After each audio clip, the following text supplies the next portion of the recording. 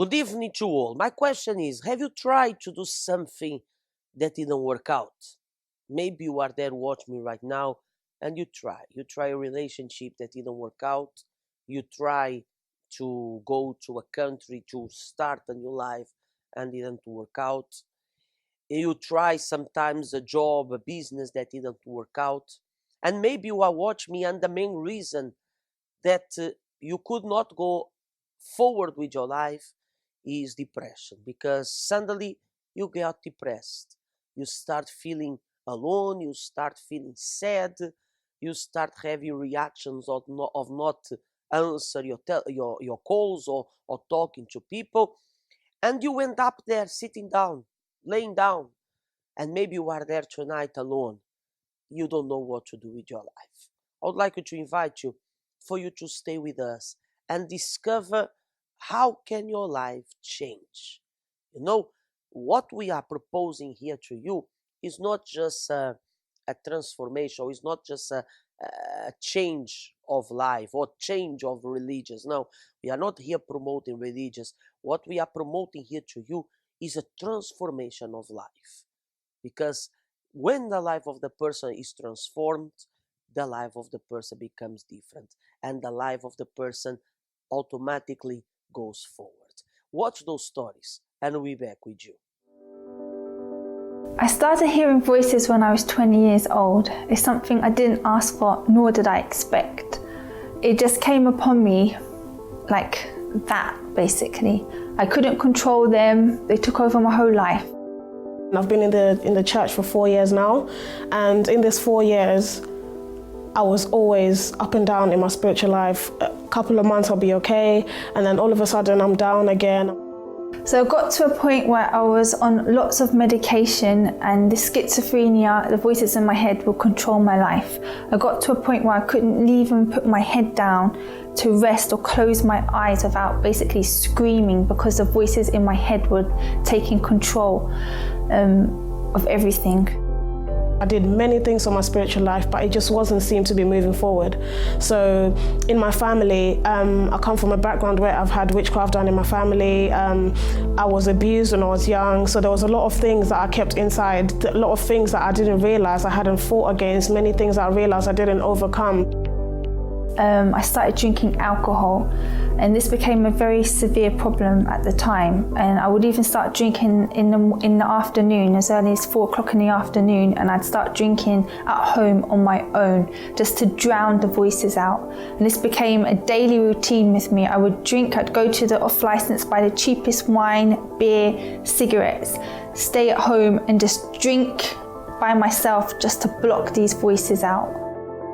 In the previous campaign that we took part in, I decided to really go for it for my spiritual life, and I remember for the first week already I was defeated, because I had so many doubts. So many voices are saying, well, you've done so many campaigns, look where you are, 4 years in the church, you've done many campaigns, but you're still here, so what makes you think this campaign is going to be different? So I had to fight that.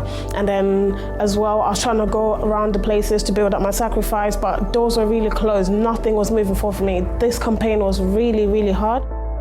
I tried everything to stop these voices, down to medication, herbal medication, acupuncture, and even went to witch doctors to stop the voices in my head, but nothing worked. Everything just seemed impossible for me, and I thought I would be living in this hell basically the rest of my life.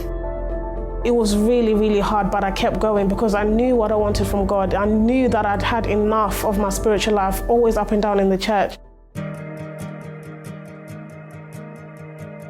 I listened to the pastor and the assistants, and what they told me to do, I did it. I wanted to be free, and I believed that I would be free if I made a chain of prayer, and basically if I just used my faith.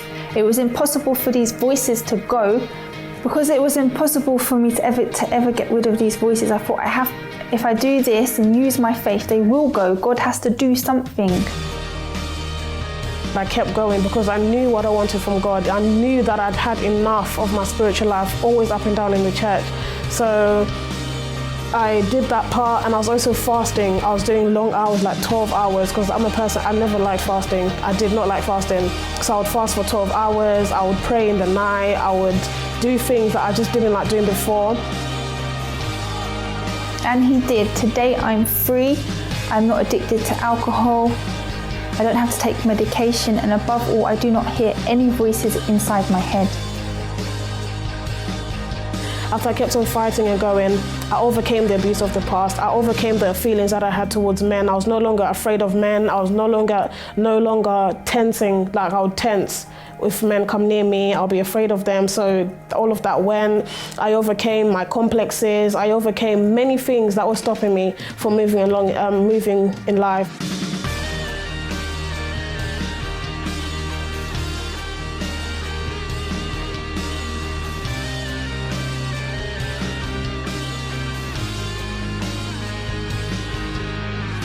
Today I'm a different person. I'm happy, no longer depressed.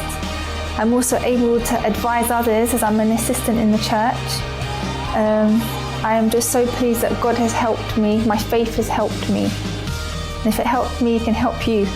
The campaign really does work because God has changed me today. The Tanaka that I was about 4 months ago, 2 years ago, is not the Tanaka that you see here today. So the campaign really works and I'm very happy.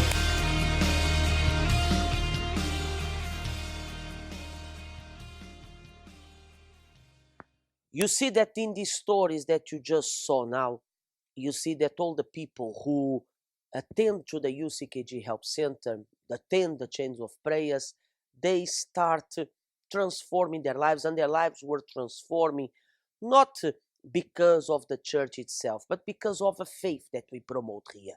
Because what we are here promoting to you tonight is a faith that can change, a faith that can transform your life, can make your life to turn around. And everything depends on you. Because sometimes you can be watching me and say, but these people had lucky, these people were lucky. But this is not a matter of lucky, this is a matter of faith.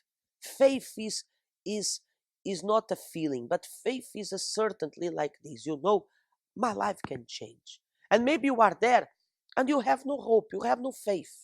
You think that if you die is the best way that could happen with you. But I'm here to tell you that if you stand up from wherever you are and you say like this, you know, I'm going to change my life. I'm going to transform my situation. I'm not going to stay as I am. I'm not going to continue as I am. I'm going to react against my problem. Surely that your life will change. That's why every Friday, and actually tomorrow Friday, we'll have this treatment against the depression, and you are our guest to join us here in Stockholm at 10 o'clock in the morning, at especially 7 p.m. Our address is Birger Jarlsgatan 106. Watch more stories and we'll be back with you. Well, growing up, I was quite independent from a very young age.